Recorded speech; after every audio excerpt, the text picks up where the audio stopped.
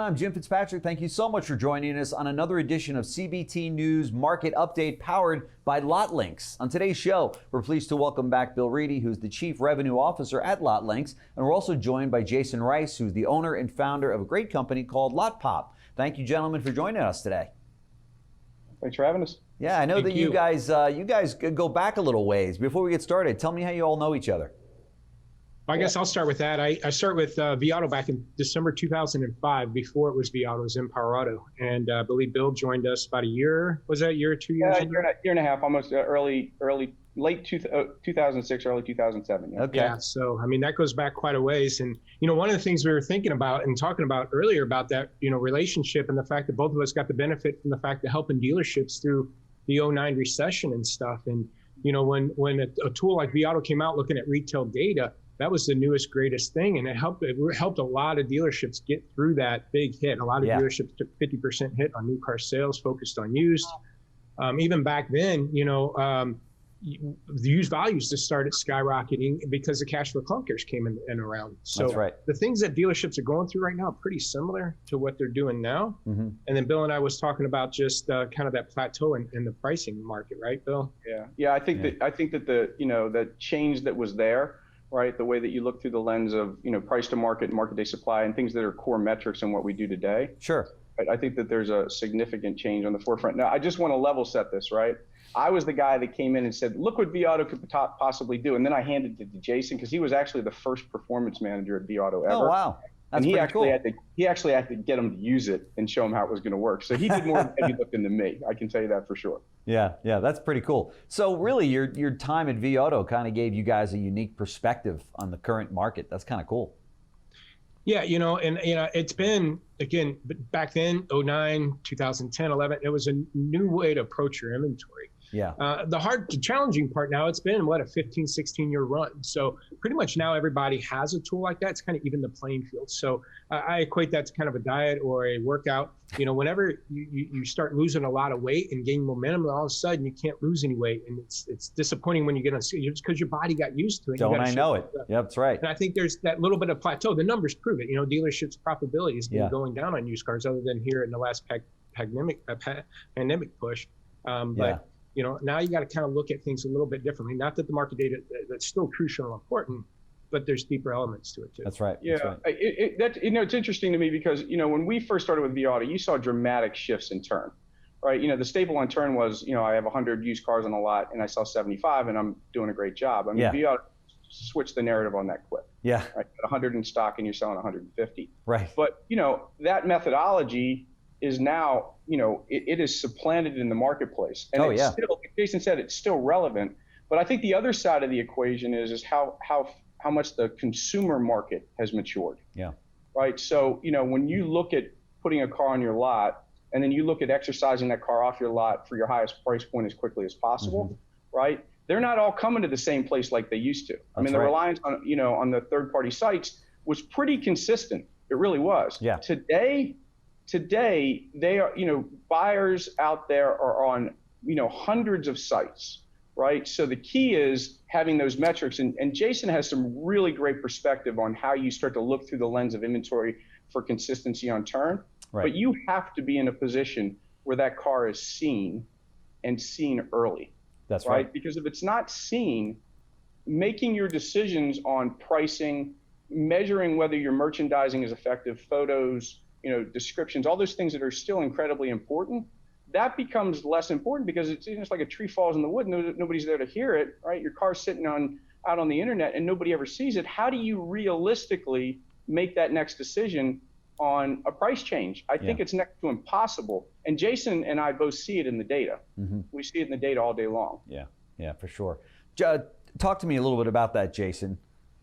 Well, you know, as it becomes a seller's market, it always has been. And one of the things that I think this pandemic has taught dealerships and things that we've been teaching dealers for 10 years plus is carry what you sell what you carry, you know, and you can have volume and gross. And so this pandemic, the first round, I would say, back when things, you know, shut down and reopened up, dealers were selling 150, 160 with 100 in stock. So they got to learn that they didn't need 150 to sell 100. Dealers figured the more I carried, the more I would sell. And sometimes that doesn't happen. You can sell 100, 120, 150 with 100 stock. Then two, again, gross. The reason why I believe, I did a post on this on Facebook. Now, I don't think magically over the last 45 days, sales and management had new sales techniques that hold gross better. Right. It's the fact that one, demand, customers are willing to pay more because they're seeing stuff leave faster. But two, the biggest element, dealers are selling cars faster. Jim, you probably talked to plenty of people where, the day's supply of cars now, how fast they're moving off dealers' lots. No question. That's what we've always pushed is that first and 30. If you can sell more cars while they're fresh, where the highest gross potential is, you're going to make more gross profit. That's right. So those two strategies have proven themselves over the last two phases, and dealers really get to see that. And when they focus on first 30 and try to increase the amount of fresh inventory, which ultimately increases their gross, it's a trickle-down effect. You got to look at, in order to do that, how fast am I turning around? How fast are photos? Am I relevant at pricing out the gate? But going back to Bill's point about sometimes it's a car problem, sometimes it's a visibility problem. And, I've yet to meet any used car manager that graduated college with a marketing degree, right?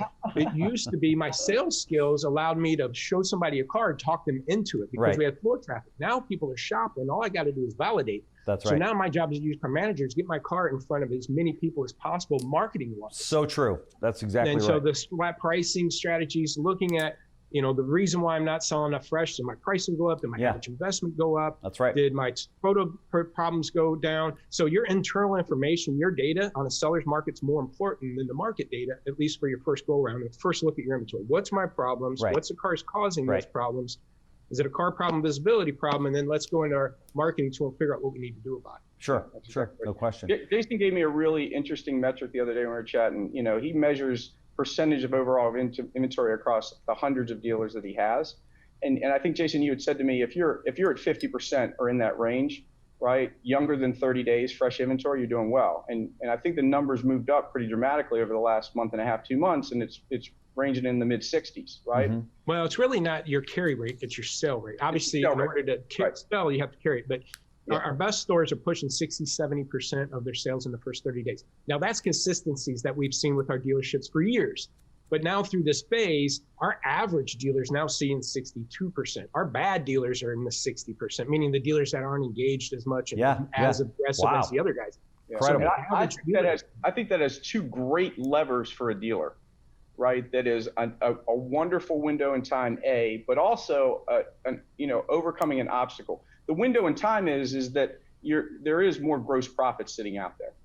There is, right? And my analogy is, and technology can help you with this, right? If you have 10 people sitting on your lot looking at a car, right, versus one person that shows up on a Saturday, you're more than likely going to sell that car, more than likely going to sell that car for more money. I mean, that's just a simple proposition, right? Exactly. So that visibility piece, it matters. But the other thing is that turn and that increased profitability and measuring and understanding what the potential of that car is to sell it because of in-market buyers also gives you the leverage to pay up, right? Because that's the second problem that they're dealing with. The positive is grosses can be great. The negative is I got to replace that car, right? And how do I do that at some of the values that I'm sitting there now? And I'm not necessarily getting as many trades because of the inventory volumes on new. So I think the data, right? Jason's approach is killer because he can always help you understand what to get in, what to get out, and make sure that you got that funnel of feeding it and turning it, right? You add that lever of consistent visibility across hundreds of sites to find a buyer, and I think that 60% could be back to that 80, 90% that we saw in the early days of vAuto. Jason, I don't know if you disagree. Jason, what are some of the other metrics that are valuable for dealers to focus on when it comes to selling their used cars quickly? Well, again, the first 30 is the biggest thing. If you can increase your first 30 sale rate, try to keep it at 60, 70%. It's if you stay in the 50s, that's fine, but try to get there because that's a trickle down effect. But what I'm going to really focus on right now with a lot of our dealers, it's really middle bucket management. What I mean by middle bucket is 30 to 60. And what we found over the years is let's say I have 20% of my inventory in any given age bucket. Let's say my 15 to 30 day bucket or my 30 to 45 day. If I have 20% sitting there, my sale rate needs to be about 25% out of that bucket. What I mean is you need at least sell 5% or more than what's sitting there. Right. So if you look at your 30 to 60, the manageable amount that you'd want there is about 25% currently sitting there. If it exceeds 25%, if it gets to 30 and 35%, guess what? If it's at 35%, that means to stop bleed through and aging, you got to have at least 40% of your sales going out of those buckets to stop bleed through, at least. When you have 40% of your sales going out of that bucket, your grosses are going to go down. So what now, I'm actually changing prices for a particular dealer manually myself, and he's at 17% in that middle bucket. We're fine. We get to play around a little bit. We can hold out a little bit on pricing. As soon as I see that go to 20 and 25, I'm going to start pounding those cars to get them moving, because I don't want him stuck at 35 and 40% come May and June if it slows down like it typically does. Right. It's going to be a snowball effect then. So right now, my biggest push for dealers, manage that middle bucket management, and if it's 25% or more, start moving now, because the bubble's going to pop. It's usually a 45-day window. The last surge was a 45-day window, and we're already about 40 days into this surge. So it's coming. We're seeing it in trends. I'd just stay ahead of it. I'm not saying it's a bailout market, but it's not going to be as strong as it's been. How should dealers respond when cars are still on the lot after 40, 50, 60 days? Well, to me, it goes right back to the data, right? So, both from Jasen's perspective and the perspective of, I need to have that car in the market and being seen, right?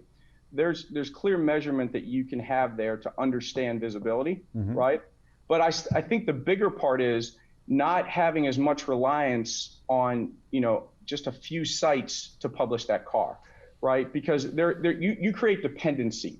And more than likely on those cars, and we can see it in the data again, is that, depending on your price position or depending on the searches in the marketplace, that car probably missed a massive window of time, right?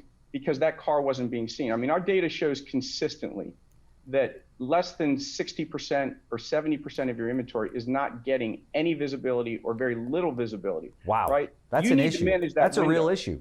It's a massive issue. Yeah. It's a massive issue because, again, the third parties or destination sites, and they work, they're great, right? But the destination is typically going to be funneled into the stuff that's really, really moving, right? And you don't need as much help with that, let's be honest, right? Or when you get into that situation where the only way to move it is to move the price well below market so it shows up, right? I mean, you're basically throwing your gross profit away at that point in time. And it's not necessary. I mean, the data can show you where there are in-market buyers on a car at any point in time. It's there to be seen, right? So you got to look at it. That's part of inventory management today. Right? That marketing piece is part of inventory management. And Jasen, to his point, these sites have tricky algorithms to rank their cars. It used to be high to low pricing. Now it's fair and good and great. And a lot of times they're going to put the good and the greats before the fair. So if I've got a fresh car and I'm giving it a shot for a while, especially in this kind of market, it's probably going to be a fair deal and it's getting buried. So for 20, 30 days, now all of a sudden it's a 40-day-old. And now what do I need to do? I need more visibility. So either I drop the price or, again, get it in front of more people. And don't just try to satisfy these I call them these back end tools to try to make your cars rank better, because it's between the consumer and the dealer if it's a good or fair deal. A great deal. Jasen and I were both weaned on cost to market, right? Cost to market is what you're in the car for, right? So if the average price is 10 grand and you're in the car for 8,500, you got an 85% cost to market. Well, guess what? Your cost to market stays the same and the market price goes down. That's right. Right? So, the trailing effect on there is that same price that you have that you lowered, right? So now you're at 9,500 on the price. Well, guess what? The market's changed. So you're still fair or good. That's right. You missed great. You missed the window. That's right. Right? You missed the window completely. And the interesting part to me about used cars, and always will be, right? You can have two exactly the same used cars sitting next to each other. Same color, similar miles, both stand-up cars. And oddly enough, customer comes in and they pick the one on the right. Why is that? Why can't they just take either one? Because there's something about that car, right? And you don't necessarily know 100% what it is. It could be a two-owner Carfax, right? Something about that car is intriguing to them. And that's the magic of used cars. The magic of used cars is people land themselves on the car. So the better you can get that car out in front of people consistently, the higher the chance is that you're going to move it for the price that it's actually worth. Right? It sounds like, to me, that's the art of it. Yeah, for sure. It sounds like there are a few different levers dealers can pull. How would you recommend dealers hold the most gross on their used units? I'll go first, and part of it is again looking internally at their information. You know, if you're light in 17s and Fords, and those things are moving off your lot, right? And compact SUVs are moving great, and they happen to have a 17 Ford compact SUV, and it's converting fairly well. You know, those are type of things that, regardless of day supply, regardless of how I'm priced. Plus, if I'm a Ford store holding a Ford, right, I'm not as reliant on the internet or the third-party rankings because I have other ways to sell that car. So, you know, again, just understanding the positioning of that car first on your lot. And then is it, again, back to, I want Bill to add to it, is it a car problem, visibility problem, right? If I'm a Ford store carrying a Honda Civic, that's a late model that I'm competing with leases on new ones and things like that, it's a whole other dynamic. But sometimes I'm priced competitively enough, I just need to get that Honda Civic in front of other people's eyes because people aren't coming to my Ford store looking for it. Again, my job as used car manager now is to market and get that car visible to those Honda shoppers. And maybe it's not a price adjustment, it's just a visibility part. And I know Bill can add to that. Yeah. Yeah, I mean, look, I obviously have a LotLinx perspective on this, right? Yeah. We talk a lot about being VIN aware, right? And that's kind of an odd concept, but the idea of it is that the vehicle can be used to market itself, right? And when you take the vehicle and you point it at the sites where the traffic is, right? And you don't know. There's as many good buyers on Auto Trader as there's on Facebook, as there's on Google, as there's on YouTube, as there's on cars.com. Sure. The art of it is finding those buyers, right, at an aggregated basis, getting visibility to that car across as many, sites as you possibly can, because every site, and I mean every site out there, down to car and driver, have low-end funnel shoppers that are sitting out there right now looking for that specific car. Right. And, this isn't something that you do magically. This is technology driven, right? So, I talk a lot about, Jason said it a number of times, visibility, visibility, visibility. Well, visibility needs to be done where the channels compete against themselves, right? So you allow the car to find the buyer on the right channel in real time, right? You do that consistently, to me, because Jason will have a conversation with you at some point in time. That car can have all the visibility in the world, and he'll say, look, it's had visibility. It's moving into the 30 to 60 day bucket. Right. What's our decision here? Right. But that decision, to me, becomes a real decision, right? Now you can look at that market data and that inventory management through a really clear lens, right? To take whatever the next strategy is, because you know that people have made a decision across multiple sites on the choice of that vehicle. Right. And can I add to that? Yep. Regardless of the visibility, you got to do what I call the virtual lot walk. I mean, if that car, you just go look and there's snow in the background, shouldn't have that nowadays, right? Leaves are coming in. Check engine light could have been on. Low tire warning because when we bought it was 30 degrees. I mean, I know cars are turning dealerships lots pretty fast right now and they don't have a ton of age like that, but dealers really have to pay attention to that because all that we do, visibility, we get in front of people. Right. It's just like, it's like having a car in the front line. Somebody comes in to go drive it and the battery's dead. I'm like, come on, guys. Right? So then you have this car and you get all this visibility, but you're not selling. You go see there's dang check engine light, or there's snow in the background and it's got snow in the seats and it's dirty. So and I bring that up right now because everybody's so busy and short staff and things are moving so fast. That's a very common thing. Yeah, those good habits are going to the wayside because they're too busy to check that stuff right now. And there's going to be a slowdown, and that car is going to cost you. That's the product matters, and the product presentation matters a lot. There's no question about it. And with today's technology, obviously, LotLinx is right there at the forefront of that with regard to marketing these vehicles. For dealers that are not in this space and not utilizing technology to the fullest, dealers, pay attention because this is good material right here. This is good stuff that you need to listen to. Selling used cars today, obviously, we're in a little bit of a heyday and everybody's selling everything to get their hands on. But we know that this water level is going to go back down and you're going to be back to normal here. And you're going to have to do something in order to really sell used cars and make money. Not just sell, a 60-day-old unit and go, yeah, we gave it away. It's a nickel deal. Nobody's making any money on that. The key to it, and if you've heard anything, is you've got to get those customers early on and you got to get them in front of as many eyeballs as possible. So, gentlemen, I want to thank you, Jasen Rice, owner and founder of Lotpop, and Bill Reidy, Chief Revenue Officer at LotLinx. Great discussion today. I know that our viewers and subscribers and dealers out there that are listening and used car managers, so you don't have to walk into the dealer and say, uh-oh, we dropped the ball in these areas. We didn't make as much as we thought. This is the answer right here. So if you want to learn more, visit their websites. I encourage you to do that. Again, this isn't going to last forever, what we see right now. And when we start to slowly get back to normal, you better have your house in order, because it's the deal is going to go to the people that win in this space. So guys, thank you so much for joining me. I really appreciate it. Thank you. Good time.